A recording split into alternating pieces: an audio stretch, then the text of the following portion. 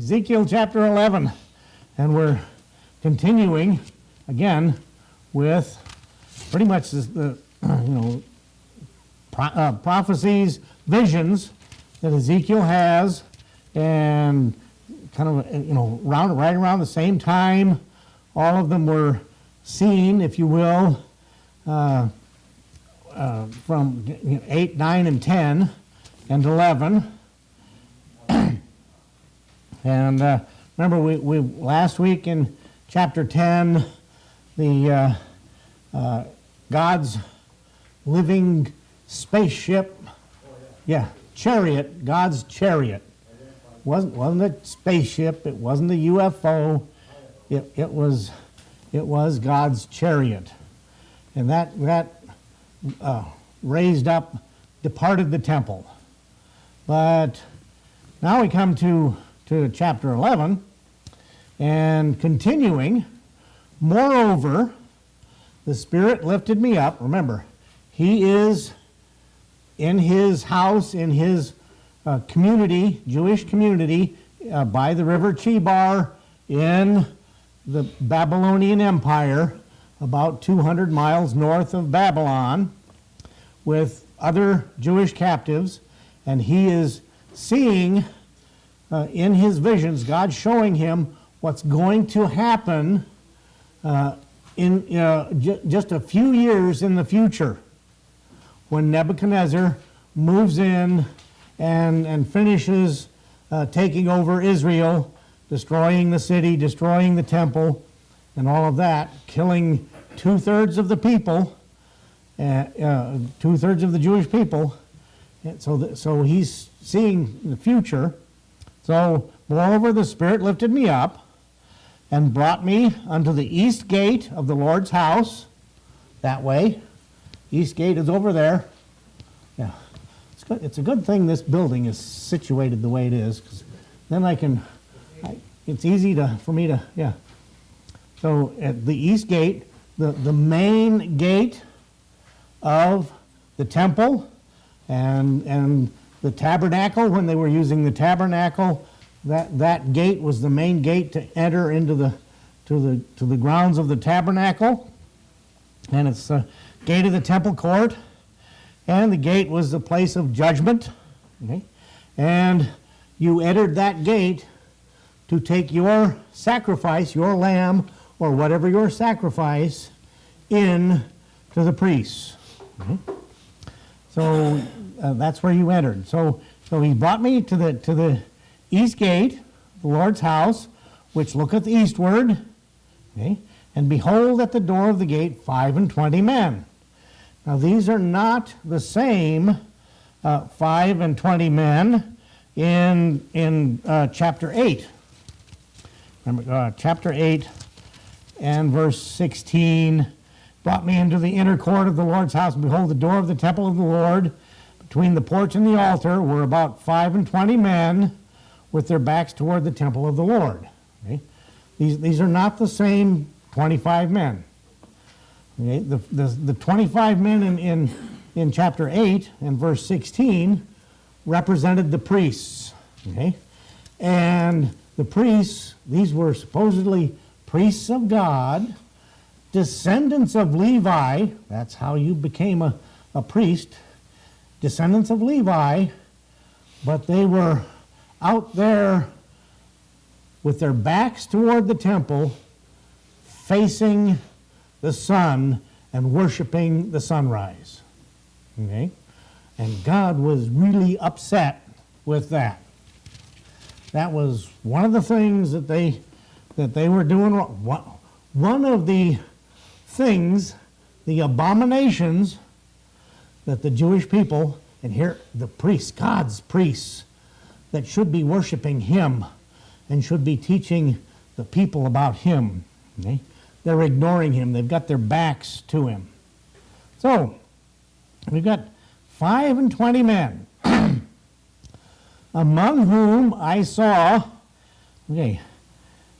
Jaazaniah. Jaazaniah. That's one of those 3 times fast names. Say it 3 times. Jaazaniah, the son of Azer, and Pelatiah, the son of Benaiah, Benaiah,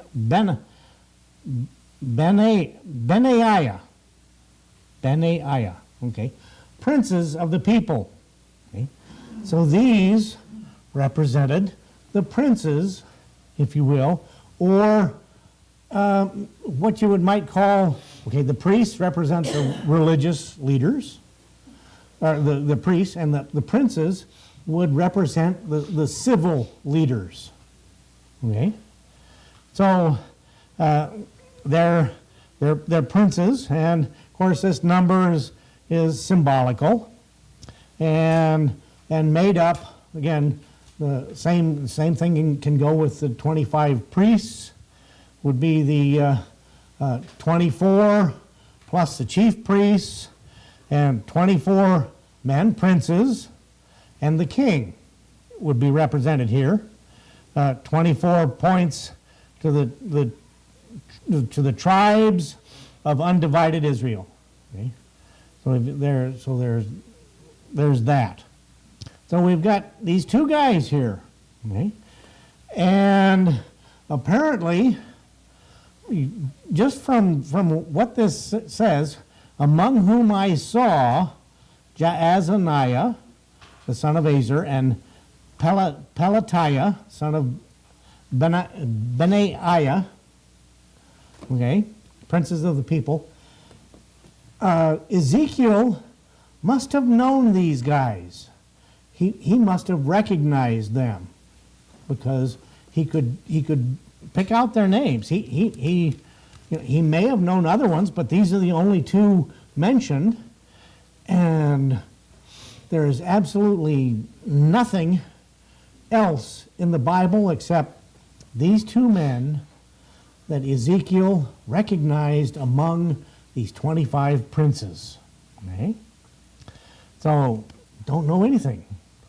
So we've got Jaazaniah, probably a common name, like John or anything like that, or common name at the time, and in these two names, there is, if you look at the meanings of the names, there is an allusion to the false hopes which they upheld.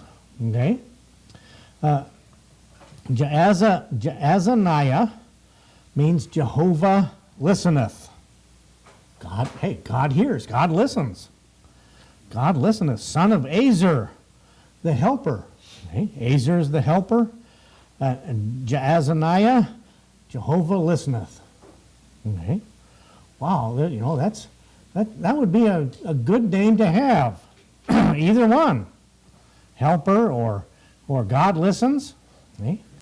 And Pelatiah, God rescueth. God saves. Okay? And son of Benaiah, Jehovah buildeth. God builds. Boy, those are really good names. Okay? I've got two. I'd kind of like to brag on. I was named after two kings, King Arthur and King Alexander. Right? Oh. Actually, I was named after my father, and my father's middle name. No, my father's middle name was Alexander. He was senior and I'm junior. So my dad was named Arthur Alexander.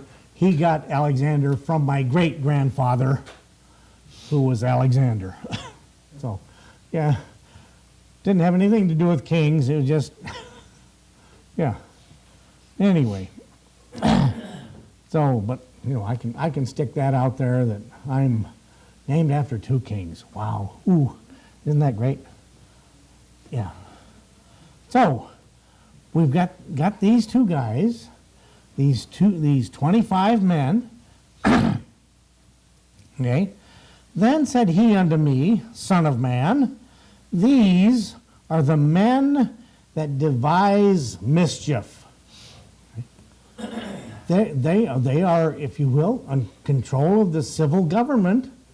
They make decisions like tariffs on Mexico and tariffs on China, and they make decisions like that. We're gonna trade with these people, we're gonna make jaywalking a crime. I'm kind of being funny here, but that's kind of what. But that's kind of what what they would do. They would be the legislators, okay? And apparently, they aren't that much different than the legislators we have today in the state and the nation.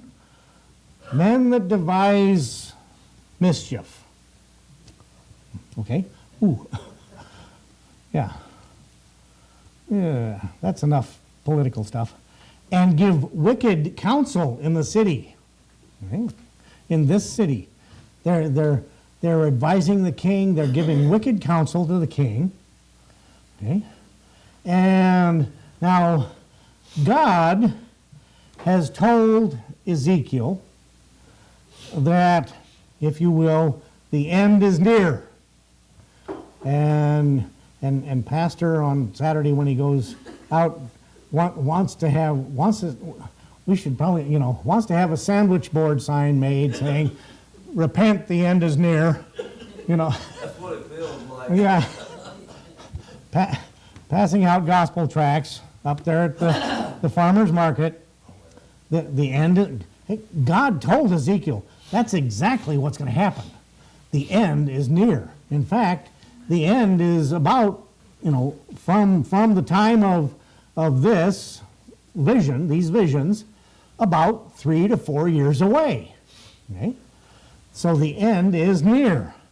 And the way stuff is going with all of the eschatology, there we go, study of the end times, and stuff that is supposed to, earthquakes and all of this natural catastrophes and all this other stuff that's happening that kind of show that the end times are near. Okay, that stuff is happening today. So they're giving wicked counsel, okay, which say, "Oh, it's not near. It's not near. Let's go ahead and build some houses. Oh yeah, let's build a nice new house. Let's improve the city, do some infrastructure work in the city. New roads, new houses. Let's go ahead and do it. We got some intersections that need paving and stuff like that, and so let's build houses." And this city is the cauldron, huh?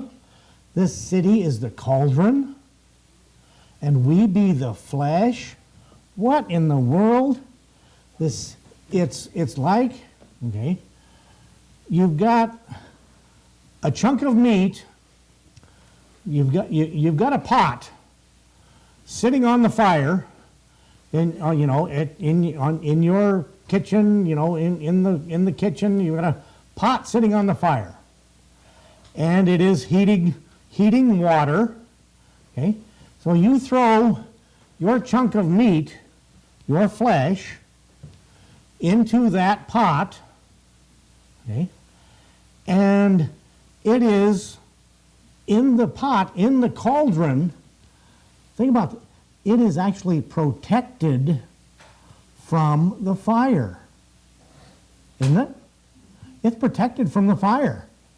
You are going to cook it. You're going to seethe it in water, like they, what the old story about the throwing the frog into a pot and then turning up the water, the heat on the water, to where it doesn't know it's, where you go out and jump in your hot tub, and somebody cranks up the heat in your hot tub, and you're out there boiling in your hot tub. But this is the picture here with this little statement. This city is the cauldron. We're protected. We're inside the city walls. We're not going to be, there's 3 or 4 years from now, Nebuchadnezzar and his army moves in and takes siege of the place. So, but hey, we're protected. The end isn't near. We're the flesh sitting, we're the frog sitting in that boiling water, is what it is. City is the cauldron, and we be the flesh. So, hey, take it easy. Eat, drink, and be merry. Let's build some new houses. And when Nebuchadnezzar and his army moves in, they'll just knock them down. Okay?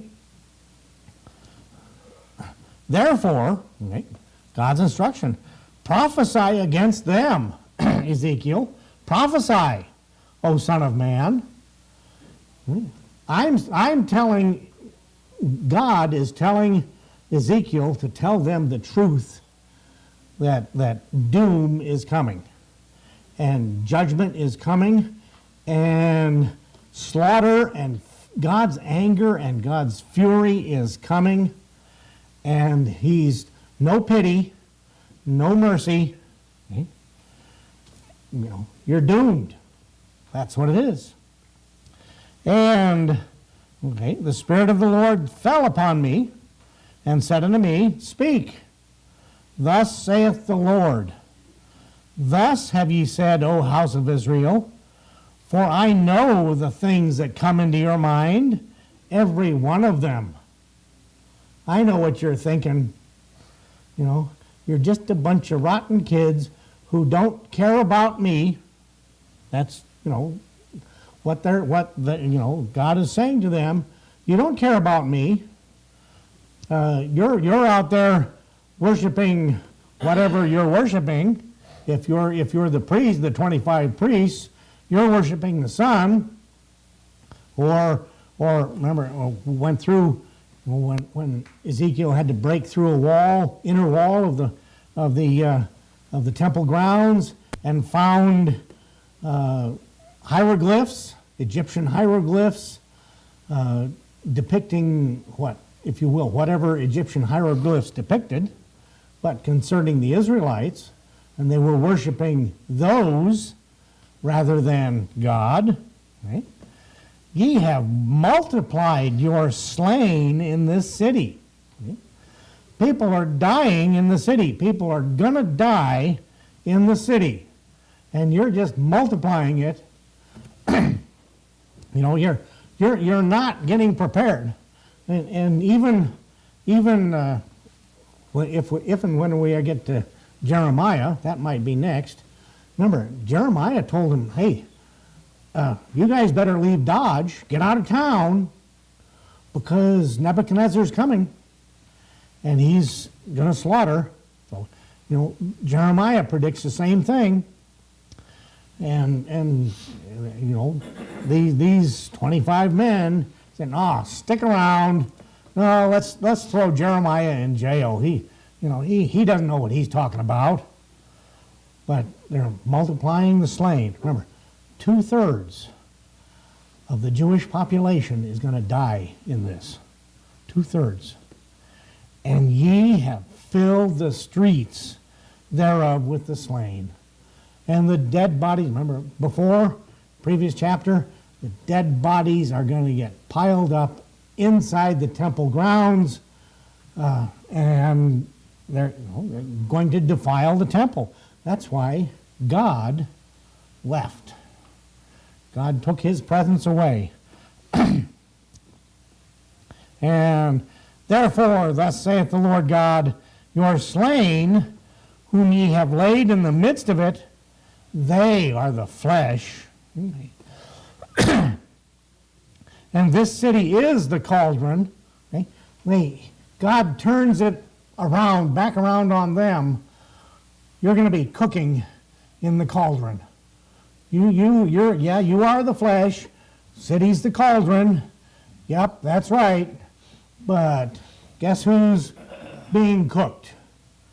guess who's feeling that frog in the pot of water slowly boiled and turned into frog soup? But I will bring you forth out of the midst of it. Okay?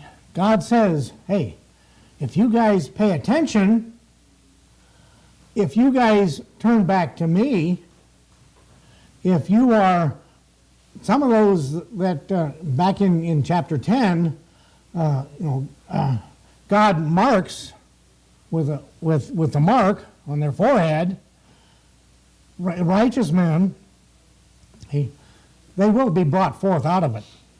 Some of them will be brought forth. There's a remnant. They will be taken captive. They will be taken to Babylon, and that's where we'll leave it. Yeah, cliffhanger for this week.